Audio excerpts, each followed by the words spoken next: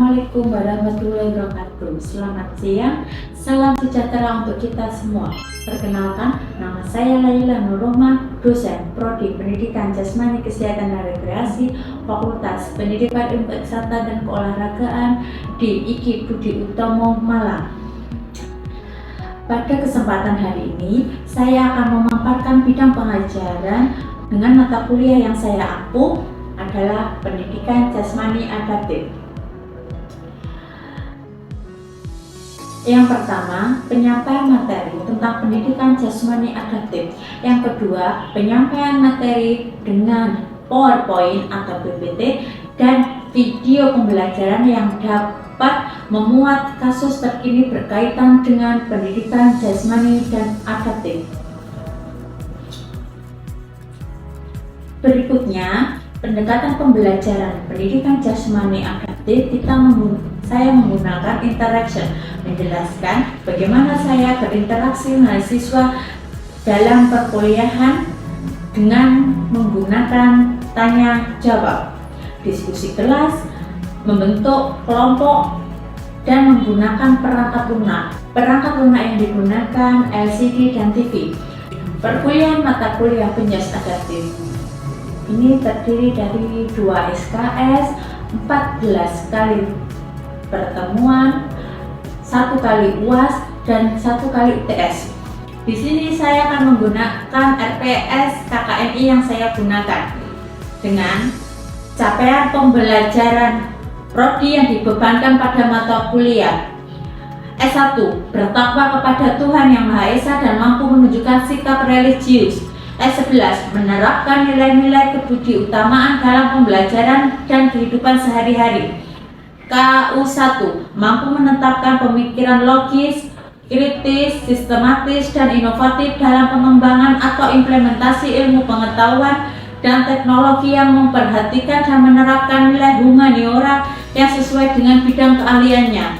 KU2, mampu menunjukkan kinerja mandiri, bermutu, dan terukur.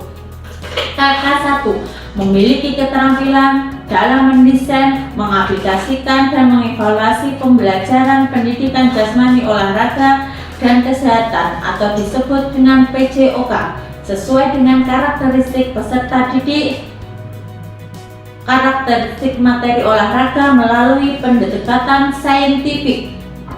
KK2, terampil memanfaatkan sebagai sumber belajar, media pembelajaran berbasis iptek, dan potensi lingkungan setempat sesuai standar proses dan mutu sehingga peserta didik memiliki keterampilan proses sains, berpikir kritis, kreatif, inovatif, produktif dalam menyelesaikan masalah kehidupan sehari-hari. Capaian pembelajaran mata kuliah atau CPMK. CPMK 1, mendeskripsikan dan memahami pengertian pendidikan jasmani KU2 S3. CPMK 2, mendeskripsikan berbagai jenis atau macam program pendidikan anak berkebutuhan khusus. CPMK 3, mampu merancang program atau strategi pembelajaran anak berkebutuhan khusus. CPL sub CPMK. CPL 1, mampu mendefinisikan arti pendidikan jasmani adaptif. CPMK 1, mampu mendefinisikan arti olahraga adaptif. CPMK 1, mampu menjelaskan tujuan pendidikan adaptif. CPMK 1. CPL 2, capaian pembelajaran 2, mampu menjelaskan arti kata anak berkebutuhan khusus, mampu menyebutkan jenis-jenis anak berkebutuhan khusus, mampu menjelaskan arti pendidikan inklusi. CPL 3, mampu menyebutkan program pengajaran anak berkebutuhan khusus. CPL 4, mampu menyebutkan strategi pengajaran anak berkebutuhan khusus. Deskripsi singkat mata kuliah penjas adaptif dalam memenuhi kerangka kualifikasi nasional Indonesia, maka perlunya menentukan capaian pembelajaran dan kemampuan akhir yang diharapkan untuk menghasilkan learning outcome yang sesuai dengan tujuan pembelajaran melalui input, proses, dan output serta outcome. Mata kuliah pendidikan jasmani adaptif diberikan sebagai mata kuliah pilihan yang wajib pada Fakultas Pendidikan Ilmu Eksakta dan Keolahragaan karena diharapkan dengan output yang dihasilkan akan menambah jumlah pendidik yang berkompeten di Indonesia. Adapun distribusi setiap pertemuan adalah sebagai berikut. Bahan kajian atau materi pembelajaran. Materi pembelajaran yang pertama, pengertian pendidikan jasmani adaptif, tujuan dan ranah pendidikan jasmani adaptif. Yang kedua, pengertian dan penyebab anak berkebutuhan khusus. Yang ketiga, program pendidikan anak berkebutuhan khusus. Yang keempat, strategi pembelajaran pendidikan anak berkebutuhan khusus. Media pembelajaran, perangkat lunak, e-learning, dan PowerPoint, perangkat keras, LCD, dan TV. Sebelum melaksanakan perkuliahan hari ini, marilah kita berdoa menurut kepercayaan masing-masing. Doa mulai. Selesai. Assalamualaikum warahmatullahi wabarakatuh. Waalaikumsalam warahmatullahi wabarakatuh. Bertemu lagi dengan Ibu. Kita di mata kuliah penjelasan adaptif pertemuan ketiga. Sebelum memasuki mata kuliah, Ibu absen dulu ya. Ya, Bu. Pian, Hadir. Rahmat, Hadir. Alek, Hadir. Roman, Hadir, Bu. Dara, hadir, Hamidah, hadir Bu, Rahmat. Hadir. Untuk yang lainnya, nanti presensinya di ketua kelas ya. Ya Bu. Ya. Assalamualaikum warahmatullahi wabarakatuh. Waalaikumsalam warahmatullahi wabarakatuh. Selamat siang. Ya. Ini pertemuan ketiga mata kuliah penjas adaptif. Apa itu penjas adaptif? Apa? Penjas adaptif itu penjas yang dimodifikasi untuk anak berkebutuhan khusus. Jadinya penting ini penjas adaptif, tapi yang dikhususkan untuk anak berkebutuhan khusus. Istilah lain bagi anak berkebutuhan khusus adalah anak yang luar biasa atau anak yang cacat. Itu anak berkebutuhan khusus. Anak berkebutuhan khusus menurut hewan adalah anak dengan karakteristik khusus yang berbeda dengan anak pada umumnya, tanpa selalu menunjukkan pada ketidakmampuan mental, emosi, atau fisik yang termasuk ke dalam anak berkebutuhan khusus antara lain. Ayo, anak berkebutuhan khusus itu siapa saja? Siapa saja anak berkebutuhan khusus? ABK. Kalian. ABK, Bu. Apa saja? Tunanetra. Ada tunanetra, terus tunarungu, terus tunaderita, tunadaksa, tunalaras, kesulitan belajar, gangguan perilaku, anak berbakat, anak dengan gangguan kesehatan. Nah, kita masuk yang pertama. Tunanetra itu seperti apa? Ya, tunarungu, tunagrahita, IQ-nya di bawah rata-rata, itu tunagrahita. Tunadaksa, tunadaksa apa tunadaksa? Tunadaksa itu cacat fisik. Cacat fisiknya gimana itu? Biasanya kayak anak difabel. Tahu difabel? Nah, itu tunadaksa. Tunalaras, tunalaras itu fisiknya sehat tapi perilakunya yang cacat. Perilaku seperti apa? Biasanya lebih sering meresahkan kepada masyarakat. Meresahkannya gimana Ibu? Terus ada yang sering sering membuat lunak, itu termasuk tunalaras. Kesulitan belajar berasa ini masuk di syarafnya. Kalau kesulitan belajarnya, sama gangguan perilaku anak,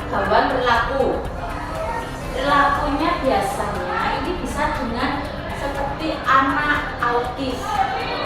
Kalau anak autis itu kan sulitnya berinteraksi sosial, itu untuk anak autis, gangguan perilaku. Terus anak berbakat, ibu, kenapa anak berbakat masuk ke anak berkebutuhan khusus? Karena ini kebalikan dengan anak tunagrahita. Kalau anak berbakat itu dia kemampuannya melebihi anak pada umumnya. Kemampuannya banyak, dari motorik, dari kemampuan belajar, bisa disebut dengan anak jenius. Nah, kalau pinter-pinter kan seusianya kan nggak luntak. Itu untuk anak berbakat. Terus anak dengan gangguan kesehatan, anak dengan gangguan kesehatan seperti punya penyakit ya,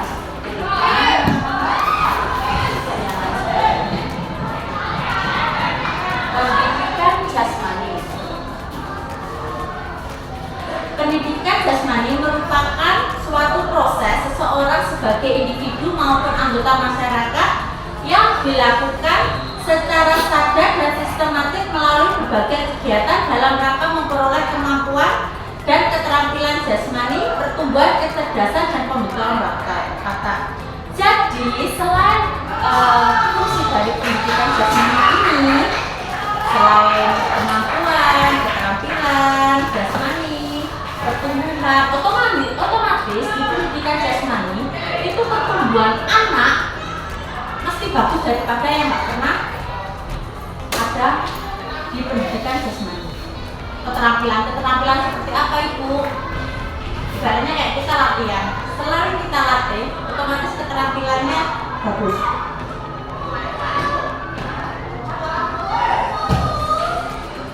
Penjas adaptif menurut Sheryl, pendidikan jasmani khusus adalah suatu bagian khusus dalam pendidikan jasmani yang dikembangkan untuk menyediakan program bagi individu dengan kebutuhan khusus. Makanya ada penjas adaptif ini, ya untuk ini menyesuaikan pendidikan jasmani untuk anak berkebutuhan khusus. Berarti gurunya yang menyesuaikan, gurunya yang membuat model pembelajaran untuk anak berkebutuhan khusus. Menurut Atma Abdullah, pendidikan jasmani khusus didefinisikan sebagai suatu sistem penyampaian pelayanan yang komprehensif yang dirancang untuk mengidentifikasi dan memecahkan masalah dalam ranah psikomotor. Intinya gini, untuk penjelasan adaptif yang penting anak berkebutuhan khusus itu melakukan gerak. Yang penting anaknya itu mau gerak, kan jarak, apalagi anak berkebutuhan khusus itu mau gerak, mau aktivitas jasmani, mau olahraga ini jarang. Dan sarana prasarananya di SLB pun tidak seperti sekolah pada umumnya. Kadang-kadang terbatas di sana. Nah, jadi khususnya untuk guru penjelasannya itu harus itu memodel, memodifikasi. Ya. Pendidikan jasmani adaptif merupakan pendidikan melalui aktivitas jasmani yang disesuaikan atau dimodifikasi yang memungkinkan dengan kebutuhan khusus atau kurang mampu dapat berpartisipasi atau memperoleh kesempatan beraktivitas dengan aman dan berhasil dengan baik sesuai dengan keterbatasannya serta memperoleh kepuasan. Biasanya anak ABK ketika dia melakukan sesuatu berhasil, contoh kita kasih senam, kita memodifikasi model pembelajaran senam. Ketika mereka bisa melakukan itu dengan baik, mereka kayak kebanggaan dirinya itu tinggi. Ya, aku bisa melakukan ini. Ya, aku bisa melakukan ini. Aku bisa itu. Pendidikan itu pengertian pendidikan jasmani adaptif untuk keseluruhan. Nah, kita masuk lagi nih hubungan olahraga pendidikan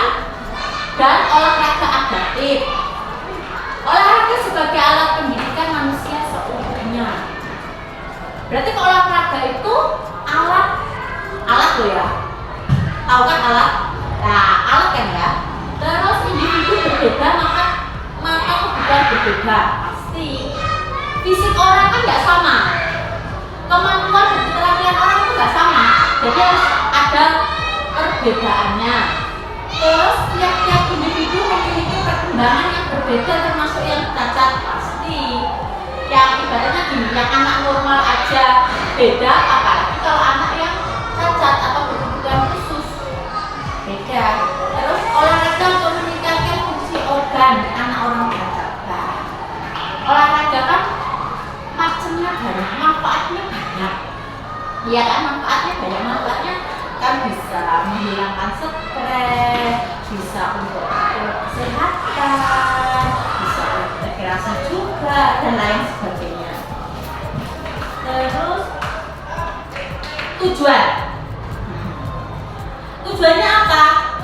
Membantu mereka yang berkelainan dalam pertumbuhan dan perkembangan jasmani, mental, emosional, dan sosial yang sesuai dengan potensi melalui program aktivitas yang dirancang khusus dengan hati. Di sehat menurut WHO itu ada 3 macam. Sehat apa? Fisik, rohani, dan sosial. Ketika tidak ada salah satu dari 3 ini, itu namanya tetap juga nggak sehat. Itu untuk pendidikan jasmani. Menolong murid memperbaiki kondisi yang dapat diperbaiki. Nah, intinya sama.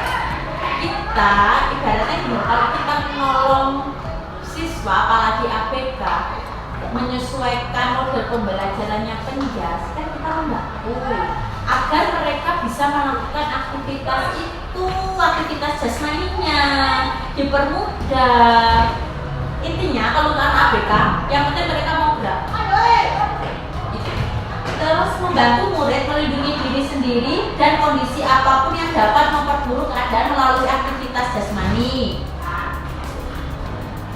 Yang ketiga, memberi kesempatan murid mempelajari dan berpartisipasi dalam sejumlah macam olahraga dan aktivitas jasmani waktu luang yang bersifat rekreasi. Lah, untuk anak ABK itu bukan mengarah ke prestasi. Jadinya pembelajaran penjasnya itu tujuannya untuk mereka bisa melakukan aktivitas dan manfaatnya sekalian rekreasi.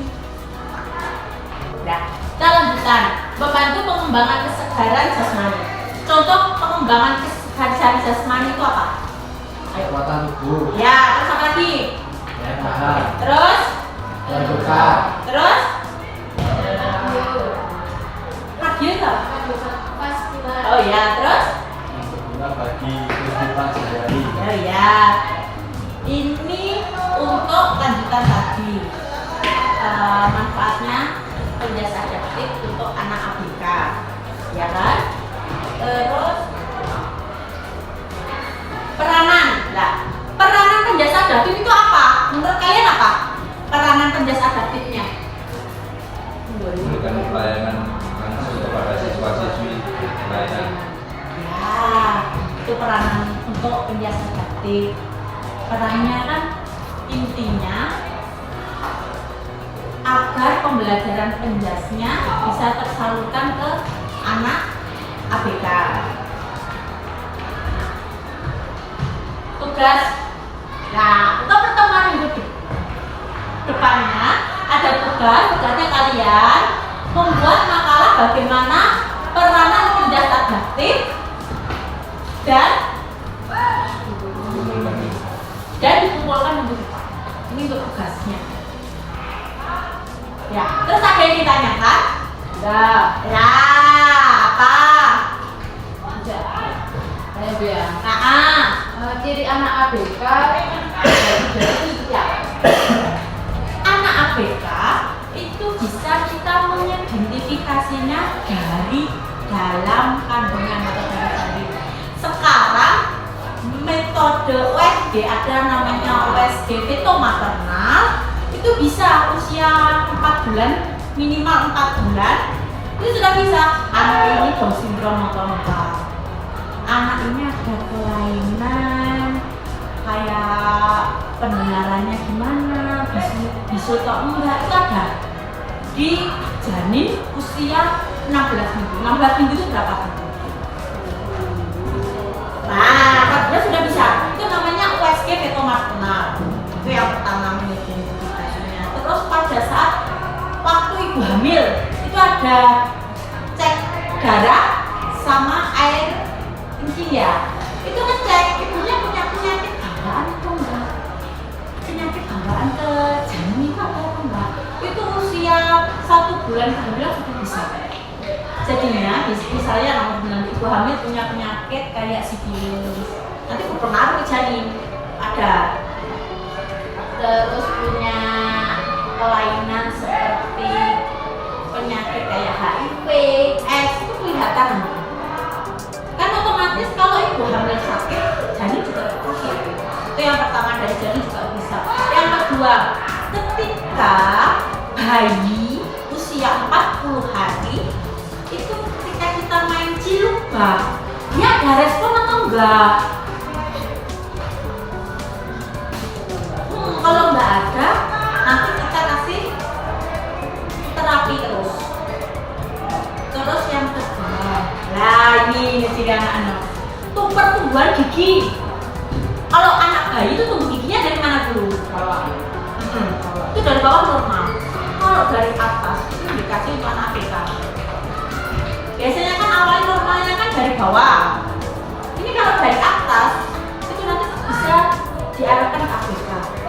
Terus yang keempat, berlebihkan aktivitas atau gerakan tangan atau kaki yang tidak terkendali. Terus anak belum bisa babi usia 10 bulan, itu anak minimal harus bisa babi, babak papa itu bisa. Terus merespon melambaikan tangan. Kalau anak usia 10 bulan tidak bisa melambaikan tangan, nanti dikasih aktivitas seperti autis ada. Terus pada anak yang biasanya kesulitan jalan itu maksimal usia 18 bulan, nggak boleh lebih. Itu maksimal. Ngomong maksimal harus 18 bulan. Nah, kalau sekarang kasus terkini kan anak-anak sering speech delay atau keterlambatan bicara. Keterlambatan bicara, iya apa enggak? Ya. Itu faktornya apa? Kok bisa anak bisa keterlambatan bicara? Interaksi orang tua sama anak. Terus apa lagi? Main mungkin. Ya, sekarang kan sering banyak gadget ya. Jadinya kalau kita lihat YouTube, ketika anak belum bisa ngomong, tapi kita kasih bahasa, misalnya kayak begini, bahasa Malaysia, bahasa Inggris, dan kita sehari-hari ngomongnya paling nggak bahasa Jawa, bahasa Indonesia, kan nggak bisa. Speech delay, sekarang problemnya kasus terkini speech delay. Bahkan sampai ada anak yang usia 3 tahun nggak bisa ngomong karena itu kurangnya interaksi, terlalu kemanjangan dengan gadget. Padahal gadget kan sekarang udah kayak gitu banyak lah program khusus anak balita yang melatih ajaran. Ini saya bertanya. Kita punya teman. Kita juga kategori ABK. Dia memiliki kekakuan otot dan bicaranya kurang lancar. Sekarang dia jadi atlet sepak internasional, sepeda internasional di Palestina, Indonesia. Jadi kita nanti sebagai calon pengajar harus melakukan tindakan seperti apa sebagai guru olahraga? Itu maksudnya di olahraganya atau di pendidikannya? Kan dia sudah berbakat kan? Ya, dia sudah masuk atlet. Ya. Berarti kalau olahraga kan harus mendukung, memotivasi, mengajari. Selain olahraga yang dia tekuni. Jadinya meskipun dia punya prestasi, alangkah baiknya kalau biasanya seperti itu interaksi ini kurang. Interaksinya loh ya, pekanya dia terhadap lingkungannya, ke keluarganya, temannya, orang tuanya. Kita makin biar interaksi sosialnya bagus. Selain dia berprestasi loh kan. Walaupun bicaranya dia itu kurang loh ya. Meskipun bicaranya kurang, kita bisa melatih, mengajari dia ngomong pelan-pelan. Usia berapa itu? Usia 20. Bisa, masih bisa. Kalau misal tetap kita sering berinteraksi, orang ngomong, misalnya orang nggak bisa ngomong, tapi sering kita mengasih interaksi, pasti dia ngikut. Mesti ngikut. Beda dengan dari anak bisu, nggak bisa. Tapi kalau dia masih bisa bicara 1, 2 kata, 3 kata, tetap bisa kita lakukan. Ya, cukup sekian mata kuliah itu hari ini. Tugasnya minggu depan dikumpulkan. Terima kasih. Assalamualaikum warahmatullahi wabarakatuh. Waalaikumsalam warahmatullahi wabarakatuh.